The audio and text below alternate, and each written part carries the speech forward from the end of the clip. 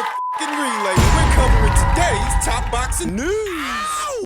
Okay, we'll start with this. Another look at the upcoming Dina Thorslund versus Sharita Metcalf bantamweight unification fight. Very similar dichotomy to the Baumgartner versus Miranda fight in the sense that one of these fighters is going to spend the entirety of the fight on their toes, circling away, and trying to box at range. And that fighter is Sharita Metcalf. It's worked for her in the past, got away with 1 or 2 gift decisions doing just that, but I don't think it's going to work this time. I don't think it's going to work on Dina, because Dina's seen that plenty of times. Sporting a professional record of 23 wins with no losses, no draws, 9 knockouts, the more heavy-handed fighter of the two, and the more experienced and decorated fighter of the two. Dina's been a champion at Super Bantam, and currently she's unified at Bantam, where Sharita sports a professional record of 14 wins with 4 losses and 1 draw, 2 knockouts. Having never been knocked out in 19 professional bouts, last in action in October of last year opposite the ring, then champion Miyo Yoshida. And I said it then, Sharita was very lucky to get the decision in that fight because the way I scored it,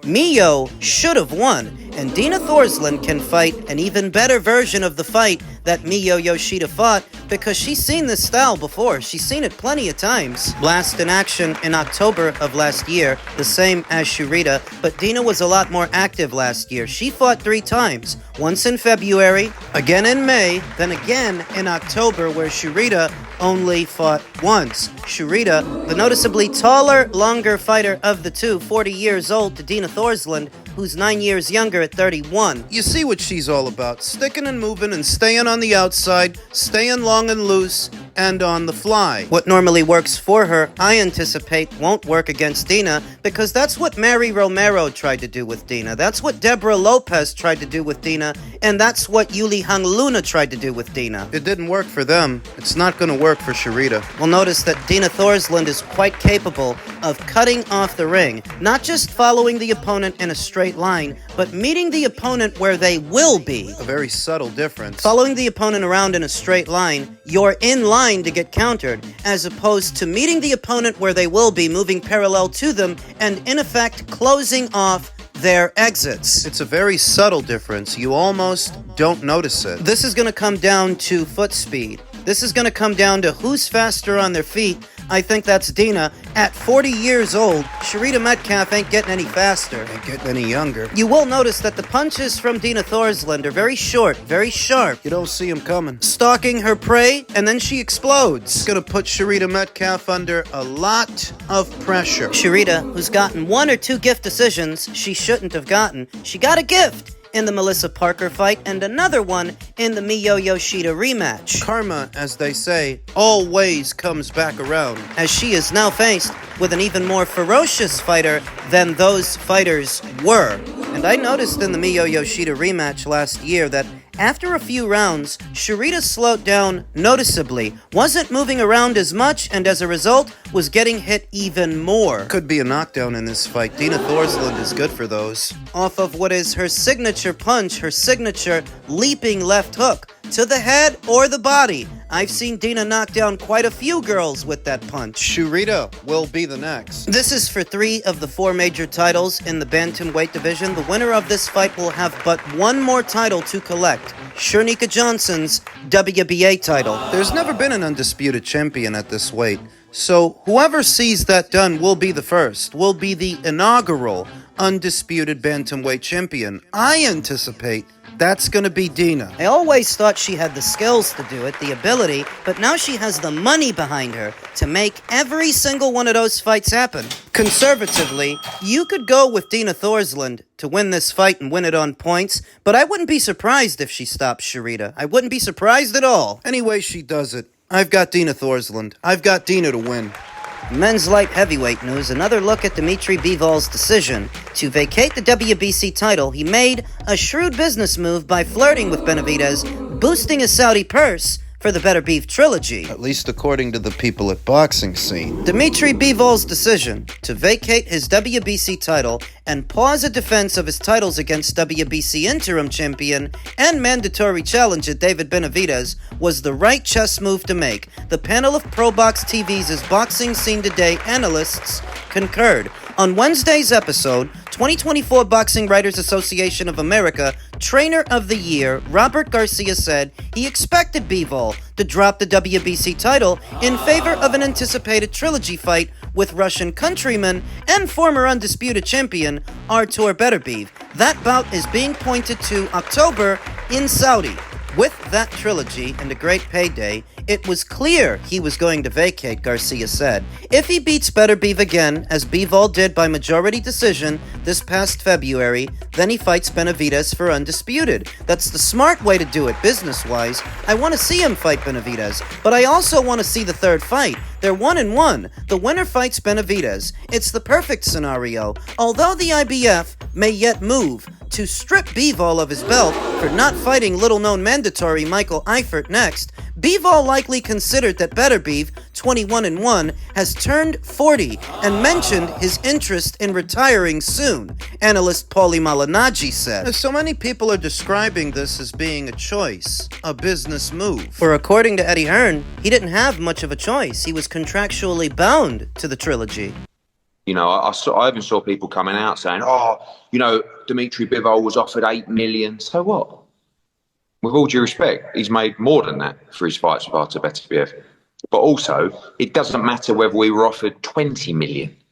Contractually, we couldn't do it. And we wouldn't have done it anyway. And we would never have tried to get out of it. So it really didn't boil down to choice. Paulie Malignaggi said, I wanted to see Bivol fight Benavidez first. While the trilogy fight always seems to come later, it's always going to be there. Beterbiev is not that young, so maybe the thing is, I better get him before he retires. Maybe Beterbiev's not going to be there for so long. Malignaggi pointed out the inconsistency in the World Boxing Council stripping Bivol on such short order after failing to sanction Mexico's super middleweight champion Canelo Alvarez for not fighting top-ranked Benavidez for more than 2 years. Making it that much more obvious that they were never comfortable with Dmitry Bivol being their WBC champion. Only weeks after he won the title, because remember, he won it at the end of February. We're in April, folks. And you were already bogging him down with a mandatory where you let Jermall Charlo hold the title hostage at middleweight for over a year with a mandatory in the queue. I wondered if they'd enforce it.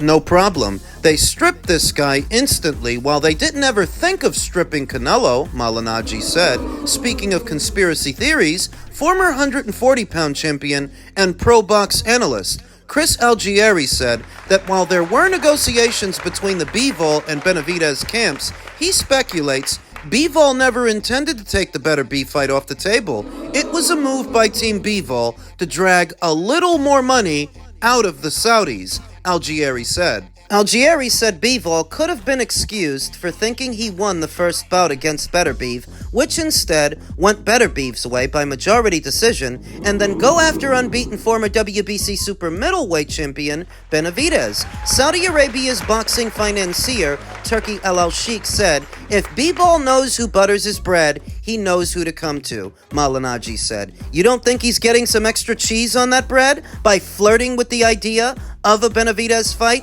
Algieri asked. Well, he could be, but based on what Eddie Hearn said, the trilogy was always next. And everybody knew that, including David Benavidez. Ahead of the second fight, David anticipated that Dmitry would win. And not only would Dmitry win, but there would be a third fight, and he was not going to try to stand in the way. That's what he said before the fight. How confident are you, David, that you will fight the winner of Beterbiev Bivol?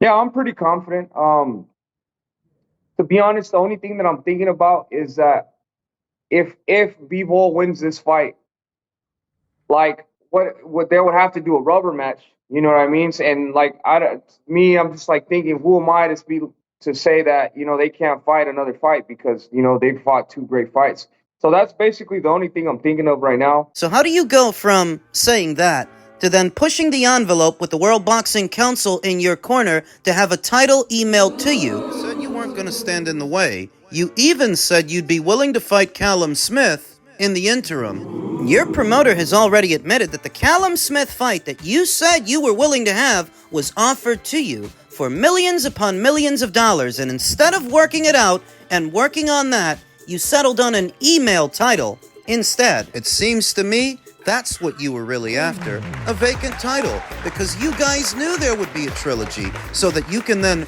run to the media and claim you made him an $8 million offer, knowing there's going to be a trilogy. And you get Mauricio and a WBC to help you out. Yeah, we offered the guy $8 million. It's an undisputed fight, and it's the biggest fight in the division. Will you not allow that? It's like, no, you've got to fight him. And now it's the purse bids. It's like, okay, well, obviously we can't do it because contractually we can't do it. Although Malignaggi expects a rugged trilogy fight, Garcia said he expects Bivol will outbox Better Beef and win again, and then move to fight Benavidez, about ripe to be promoted by PBC in the United States after PBC stages Benavidez's first title defense, likely in the summer against a top contender such as former super middleweight champion Callum Smith. Benavidez should fight the baddest mofo in the division, Algieri said. Smith posted an impressive victory on February 22nd, defeating previously unbeaten Joshua Buatsi. Think about that timeline.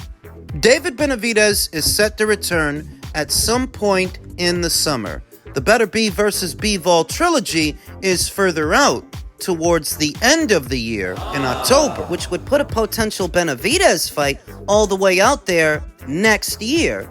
With that in mind, do you think David stays in this division long enough to fight the winner of that fight? Benavidez's promoter, Samson Lewkowicz, is happy to re-explore the matchup should Bivol emerge victorious in his trilogy with Artur. We will give the Bivol versus Better Beef 3 winner the opportunity to get the title back at any time. Lewkowicz told Dan Rafael, "We are one phone call away to make this fight happen." And that sounds good. If not for the assertions that both David Benavidez and Samson Lewkowicz have already made, that they will not box in Saudi Arabia. Did you forget? The biggest and the best money for a light heavyweight is in Saudi. They don't want to go there. They're telling Dimitri it's got to be in Vegas. And let's be honest, they want it on their platform too. They want it on Amazon. So when you start making enough of these demands, it starts to look like you're treating him as if he's the B-side. The guy who beat Canelo, the guy who beat Zerto, the guy who beat Artur and went on to become undisputed champion. He's supposed to now acquiesce to your demands. Why? Because Mauricio emailed you a title? That's supposed to give you leverage over Dimitri. He's got 3 titles to your 1. He's already collected the scalp that you've been chasing around for over 2 years. Why would he bow down to you? Why don't you just go to Saudi? The Saudis' money is green enough for Canelo Alvarez, and we all know he makes more money than you do. He ain't got a problem going over there. But you do? Who the hell are you supposed to be? They're dragging their feet, and they're dragging their feet on purpose because they ain't got no intention of fighting the winner of that fight, and they never did. I'll be honest that I don't expect David Benavidez versus Dimitri Bivol to materialize. The Better Beef trilogy is towards the end of this year, and I'm to believe that David is going to stay in this division well into the next one. I don't think so. Maintain my original position. This fight ain't gonna happen. And just in keeping with the theme of fights that aren't going to happen, I'm sure that most of you have heard by now, Ryan Rozicki has withdrawn from his upcoming fight with Badu Jack with an injury. He took to his social media and stated, "If you've been following my journey to this world title, you know I have now officially had everything that can happen to stop me from getting that WBC title happen. First day sparring in Texas, I threw a right hand to the body of my sparring partner and heard a pop. We looked down, and my bicep was coiled up into my shoulder. If you know me, you know I fought many times injured before. I went into my second fight with 11 bone fragments in my arm from breaking my arm in the green fight. This one required immediate surgery, and with the recovery time to let the tendon heal and for the bone to regenerate where they had to drill through it, it's just not going to be possible to be healed enough in time. I fought with myself in my own head to sacrifice full use of my arm for this fight, but luckily, I have good people around me who care about my future and life after boxing. If it wasn't for that, I would be fighting Jack with one arm. At first, I was devastated, but now I'm okay with this. I'm going to be taking this time to rebuild my body and deal with the damage I did to it in the last 15 years of battles. I just turned 30, so I'm far from finished. All the best to the champion, Badu Jack. I wish you nothing but the best in defending your world title. I will be rooting for you, champ." and that's unfortunate.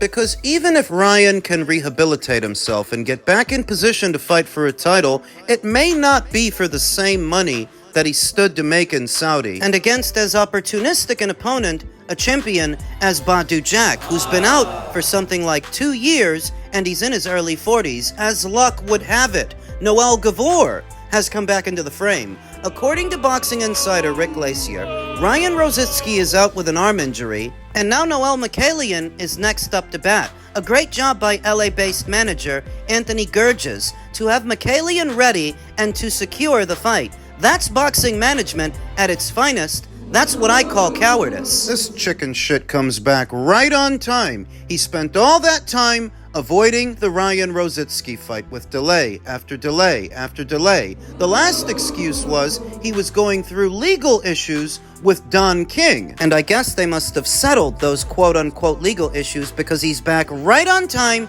to stand in for Ryan, who he was avoiding, to fight a 2 years inactive Badu Jack in his early 40s. Noel is a piece of work, man, I'll tell you. Piece of shit. It's just unfortunate that things ended up happening this way, because Noel doesn't deserve another crack at the apple. He doesn't deserve a chance to fight for the WBC title. And none of this would have happened if the World Boxing Council would have did their job and just stripped him of the title. What they did was they labeled him a champion in recess. Meaning as soon as he's ready to come back and fight for the title, he can. Do you see the difference in how they treat these guys? They had every reason to strip Noel Mikaelian, but they didn't. They gave him a special designation instead. But when it's Dimitri, they're breathing down his neck, they're jumping ahead of the queue, they're giving him deadlines. Do you see the difference? If you're having some kind of issues with your promoter, that's between you and them. If it impedes your ability to satisfy your mandatory challenger, then shouldn't you get stripped? It's unfortunate because it was one of the fights on the card that I was looking forward to the most, and for Ryan, it was a life-altering opportunity to get to box in Saudi and make likely more money than he's ever made in his entire boxing career. So that this chicken shit can get the opportunity instead. Really chaps my ass. But those are the breaks, and there's nothing that I, or you, or Ryan can do about it.